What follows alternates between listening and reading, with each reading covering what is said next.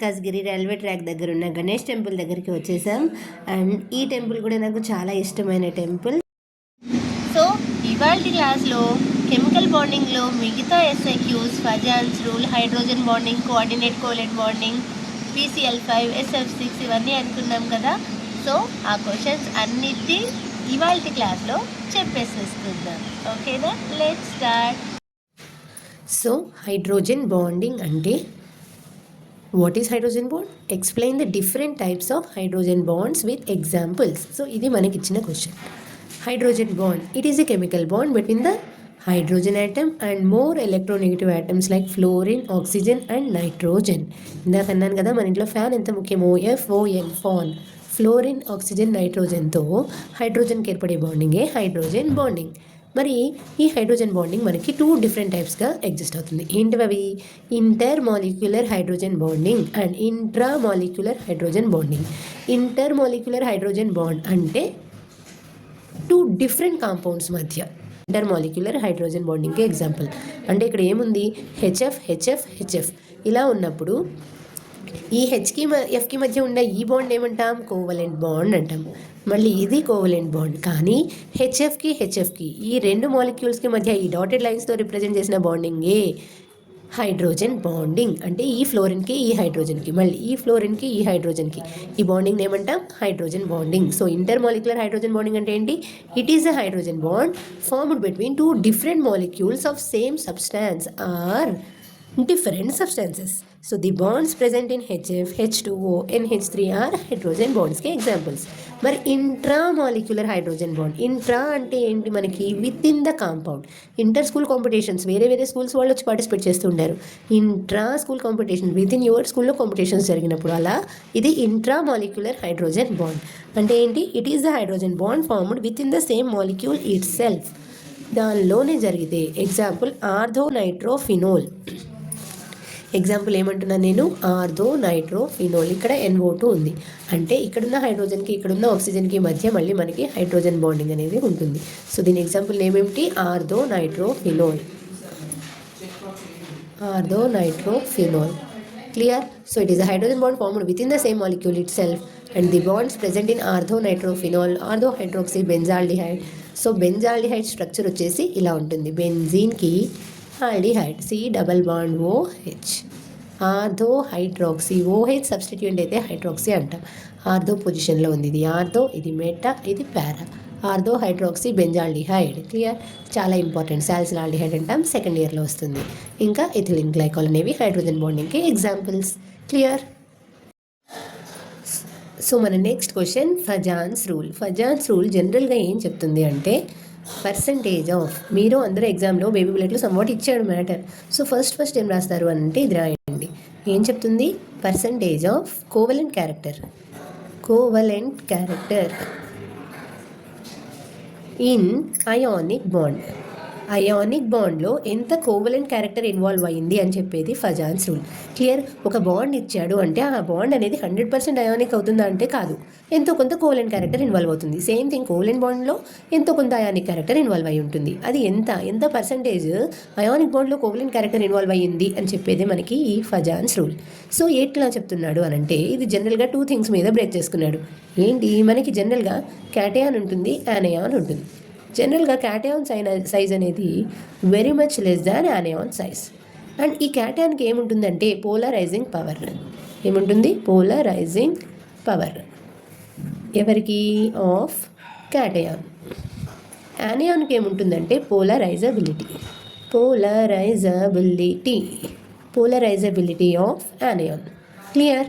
So ఎప్పుడైతే దీనికి polarising power అంటే ఏం లేదు, ఈ యానయాన్ని రా అని దగ్గరికి పిలుస్తుంది. సో ఇది ఇలా పిలవగానే దీని స్పెరికల్ షేప్లో ఉన్న ఈ యానయాన్ షేప్ని డీవియేట్ చేసుకుంటూ క్యాటయాన్ దగ్గరికి వచ్చింది. ఎంత షేప్ దీన్ని డీవియేట్ అయితే అంత పోలరైజింగ్ పవర్తో ఇది లాగినట్టు, అంత కోవలెంట్ క్యారెక్టర్ ఉన్నట్టు. సో ఇప్పుడు ఇది మొత్తానికి 2 థింగ్స్ ఏంటేంటివి?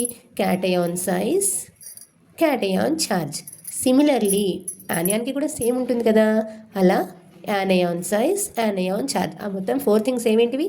Cation size of cation charge of cation దాని మీద డిపెండ్ అవుతుంది. అలాగే anion size, and anion charge. Size of anion, charge of anion.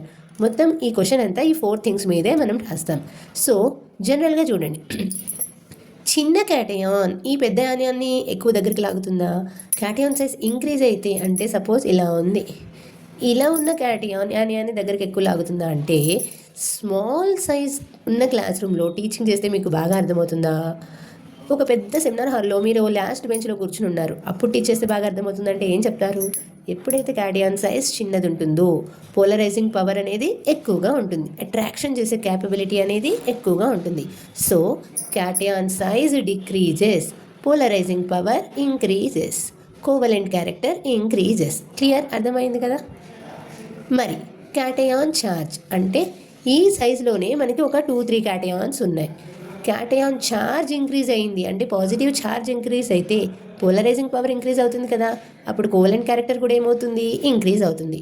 Similarly anion size, చిన్న యానియాన్ ఎక్కువ షేప్ డివేట్ అవుతుందా, పెద్ద యానియాన్ ఎక్కువ షేప్ డివేట్ అవుతుందా అంటే షేప్ డివియేషన్కి మనకి anion size increases, polarising power increases, covalent character increases.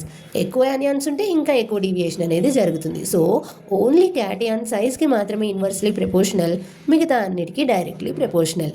Clear? So ఇదే మనకి ఫజాన్స్ రూల్లో చెప్తున్నాడు విత్ ఎగ్జాంపుల్స్తో. వాడు ఏం తీసుకుంటున్నాడు జనరల్గా,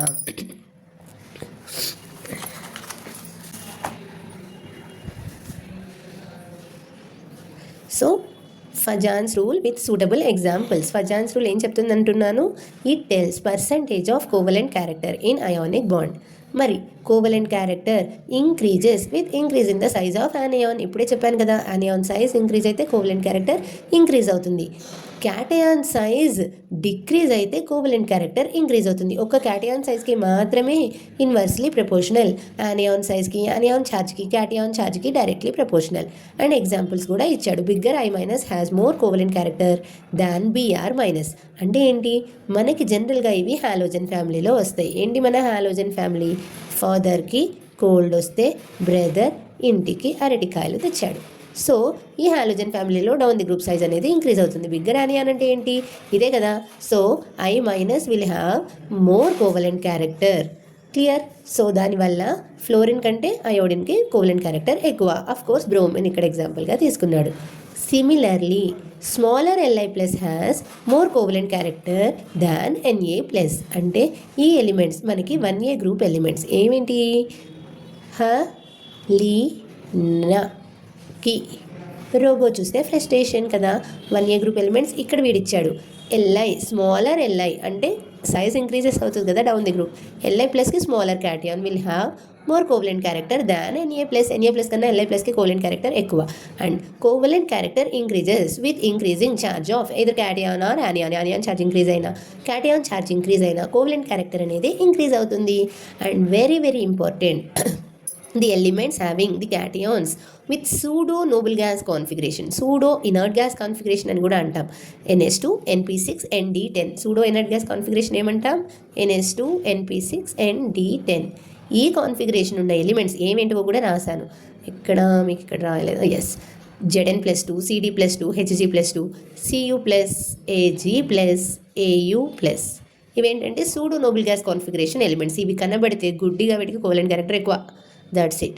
clear? And cations with inert gas configuration form ionic bonds. CaCl2 is ionic. That's it. ఇదే మన Fajans rule. Very very simple. ఫజాన్స్ రూల్ అనగానే కరెక్ట్గా మనకి polarizing power of cation, polarizability of anion, అది మొత్తం 4 థింగ్స్ మీద డిపెండ్ అవుతుంది. ఏమిటివి? Cation size, cation charge, anion size, anion charge. ఒక క్యాటయాన్ సైజ్కి మాత్రమే ఇన్వర్స్లీ ప్రపోర్షనల్, మిగతా మూడింటికి directly proportional. Clear? So Fajans rule అనగానే ఆ థింగ్స్ని గుర్తుంచుకొని ఈ ఎగ్జాంపుల్స్ రాసేస్తే ఈ క్వశ్చన్ని మీరు ఈజీగా 4 మార్క్స్ తెచ్చేసుకుంటారు. Next question. So next question, PCl5 hybridization. PCl5 hybridization ఎగ్జామ్లో మీకు వాడు PCl5 ఇచ్చిన, SF6 ఇచ్చిన, హైబ్రిడైజేషన్ అన్న వర్డ్ కనబడగానే డెఫినేషన్ ఆఫ్ హైబ్రిడైజేషన్ అయితే రాయండి. ఓకేనా? సో హైబ్రిడైజేషన్ డెఫినేషన్ ఏంటి? The intermixing of atomic orbitals, the intermixing of atomic orbitals to form exactly equal energies of exactly equal energies of new hybrid orbitals. అంటే ఏం లేదు, మనకి hybridization theory NEET point of వ్యూలో, mains point of వ్యూలో చెప్పేటప్పుడు చెప్తాను. Just ఇక్కడ మీరు డెఫినేషన్ అయితే రాయండి. ఏంటి? ఇంటర్ మిక్సింగ్ చేస్తున్నాం వేటిని? అటామిక్ ఆర్బిటాల్స్ని. క్లియర్? జనరల్గా ఎగ్జాంపుల్ తీసుకుంటే మనకి ఇప్పుడు వాడు PCl5కి రాయమంటున్నాడు. సో PCl5 అనే దీంట్లో ఫాస్ఫరస్ అనేది మనకి సెంట్రల్ ఐటమ్గా ఉంది. 5 క్లోరిన్ మాలిక్యూల్స్ అనేవి సరౌండ్ అవుతున్నాయి. క్లియర్? యాక్చువల్గా దీన్ని ఏమనం అంటాము? Trigonal bipyramidal geometry. దీన్ని ఏమంటాం? ట్రైగోనల్ బైపిరమిడల్ అంటాం. సో ఇక్కడికి వచ్చేసరికి దీని హైబ్రిడైజేషన్ వచ్చేసి sp3d. హైబ్రిడైజేషన్ ఏంటి? sp3d. క్లియర్? సో sp3d అనగానే ఫస్ట్ మీరు ఎప్పుడైనా ఇట్లా డ్రా చేయండి. ఏంటో తెలుసా? చాలా సీక్రెట్. ఇదేమో తల, ఇవేమో 2 చేతులు, ఇవి 2 ఏమో కాళ్ళు. ఎలా ఉంది?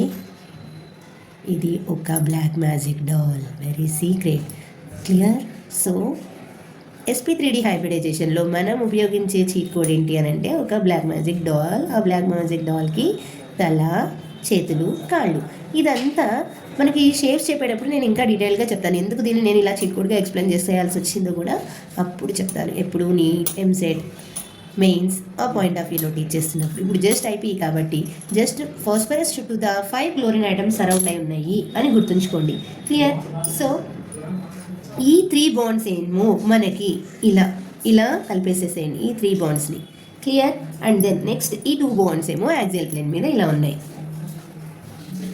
ఇక్కడ బాండ్ యాంగిల్ వచ్చి మనకి 90 డిగ్రీస్. యాక్సియల్ ప్లేన్ మీద బాండ్ యాంగిల్ 90 డిగ్రీస్ పెట్టండి. ఈక్విటోరియల్ ప్లేన్ మీద బాండ్ యాంగిల్ 120 డిగ్రీస్ పెట్టండి. క్లియర్? సో ఇది మన PCl5 హైబ్రిడైజేషన్. ఇప్పుడు మనకి ఇందులో సెంట్రల్ ఐటమ్ ఏమంటున్నాం మనం? Phosphorus. Phosphorus atomic number 15. Clear? So phosphorus atomic number 15 and దీని ఎలక్ట్రానిక్ కాన్ఫిగరేషన్ రాయడం అయితే మీకు రావాలి. మరి phosphorus ground state electronic configuration. Ground state electronic configuration of phosphorus ఎట్లా రాస్తారు? దీనికి కూడా ఒక చీట్ కోడ్ ఉంది ఎలక్ట్రానిక్ కాన్ఫిగరేషన్కి. ఏంటంటే మీకు అది వాడు ఏదైనా ఇవ్వనియండి, ఈ చీట్ కోడ్ చూడండి. ఏంటి? School, school, public school, public school, Delhi public school. ఇది మన cheat code. Clear? So school, school, public school, public school, Delhi public school. ఇప్పుడు మీరు ఎన్ని ఎస్లు వచ్చినాయి? ఎస్లు ఫస్ట్ 1 2 3 4 5. నెక్స్ట్ పీ దగ్గరికి రండి. పీ సెకండ్ షెల్ నుంచి స్టార్ట్ అవుతుంది, అంటే 2 3 4. డి థర్డ్ షెల్ నుంచి స్టార్ట్ అవుతుంది. క్లియర్? ఎస్లో మ్యాక్సిమం మనకి 2 ఎలక్ట్రాన్సే పడతాయి. ఎస్లో ఎన్ని ఎలక్ట్రాన్స్ ఉంటాయి? మ్యాక్సిమం 2 ఎలక్ట్రాన్స్, అన్నిటికీ 2. పీలో మ్యాక్సిమం మనకి 6 ఎలక్ట్రాన్స్ పడతాయి. క్లియర్? డీలో మ్యాక్సిమం 10 ఎలక్ట్రాన్స్ పడతాయి. ఇంతే అండి, ఎలక్ట్రానిక్ కాన్ఫిగరేషన్ అయిపోయింది. ఇప్పుడు మనం 15 వరకు ఫిలప్ చేయాలి. అంటే 2 + 2 + 6 ఎంత? 10. 10 + 2 12. 12కి ఇక్కడ మొత్తం 6 ఉన్నాయి. జస్ట్ మనం 3 తీసుకుంటే చాలు. అంటే ఏం రాస్తాం?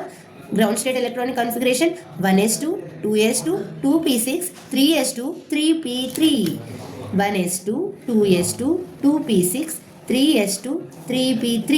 That's it. ఇది phosphorus ground state electronic configuration. మరి దీని ఆర్బిటాల్ డయాగ్రామ్ కనుక చూసుకున్నట్లయితే 1s2. So s ఆర్బిటాల్లో 2 electrons, 2s2 మళ్ళీ s ఆర్బిటాల్లో 2 ఎలక్ట్రాన్స్, 2p6 అంటే p ఆర్బిటాల్ అంటే 3 boxes, 6 electrons, 1 2 3 4 5 6. Clear? Last shell, valency shell అంటే ఇదే కదా. యాక్చువల్గా ఇక్కడ మనకి 3d0 కూడా ఉంటుంది ఖాళీగా.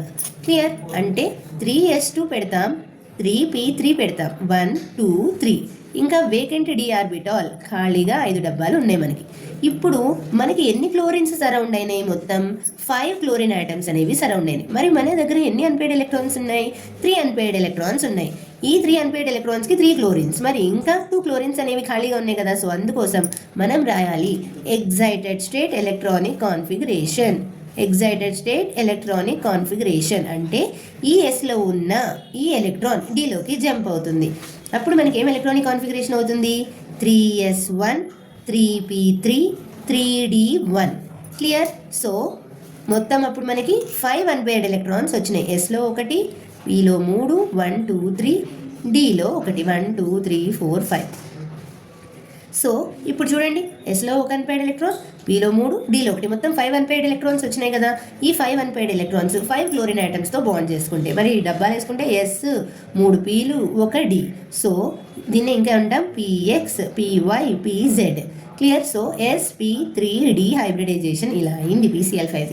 అర్థమైందా? సో PCl5 sp3d హైబ్రిడైజేషన్ ఎట్లా అయిందో మనం తీసుకుంటాం. గ్రౌండ్ స్టేట్ ఎలక్ట్రానిక్ కాన్ఫిగరేషన్, అక్కడ వస్తున్నాయి మనకి 3 అన్పేర్డ్ ఎలక్ట్రాన్స్. సరిపోక ఎగ్జైటెడ్ స్టేట్ ఎలక్ట్రానిక్ కాన్ఫిగరేషన్ రాసుకున్నాం. అప్పుడు మనకి 5 అన్పేర్డ్ ఎలక్ట్రాన్స్ వచ్చినాయి. ఈ 5 అన్పేర్డ్ ఎలక్ట్రాన్స్ని ఇప్పుడు చూడండి, the inter mixing of atomic orbitals, 1 s, 3 p, 1 d అయితే బాగాలేదు అని అన్నిటిని కలిపేసాం. కలిపేసి 5 sp3d హైబ్రిడ్ ఆర్బిటాల్స్ని ఫామ్ చేసాం. అర్థమైందా? ఇప్పుడు ఇది sp3dనే, ఇది sp3dనే, ఇది sp3dనే, వరుసగా ఈ 5 sp3d అనమాట. ఈ 5 క్లోరిన్ ఐటమ్స్తో కలిసి బాండింగ్ చేసుకుని sp3d హైబ్రిడైజేషన్ని ఫ్రేమ్ చేసినాయి. క్లియర్. సో PCl5 హైబ్రిడైజేషన్ అనగానే ఇప్పుడు ఈ క్వశ్చన్ చూడండి. sp3d hybridization, 1 s orbital, 3 p orbitals and 1 d orbital mixed together to form 5 sp3d hybrid orbitals. Clear. ఇప్పుడు మీకు క్లియర్ కట్లో అర్థమైంది కదా ఏం చేసాము ఇందాక. స్ట్రక్చర్ ఆఫ్ PCl5 మాలిక్యూల్, ఇదే మన స్ట్రక్చర్. ఏం చెప్పాను? ఫాస్ఫరస్ చుట్టూదా 5 క్లోరిన్స్ వేయండి, 3 క్లోరిన్లేమో ట్రయాంగిల్లో పెట్టండి, 2 క్లోరిన్లేమో యాక్సియల్ ప్లేన్ మీద పెట్టండి.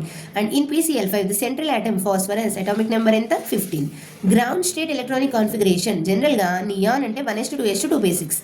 సో నియాన్ రాసి 3s2 3p3 రాశాడు. ఎగ్జైటెడ్ స్టేట్ ఏమవుతుంది? 3s1 3px1 3py1 3pz1 and 3d1. In its excited state the central phosphorus atom undergoes sp3d hybridization. మొత్తం ఏం హైబ్రిడైజేషన్ వచ్చింది? sp3d హైబ్రిడైజేషన్ వచ్చింది.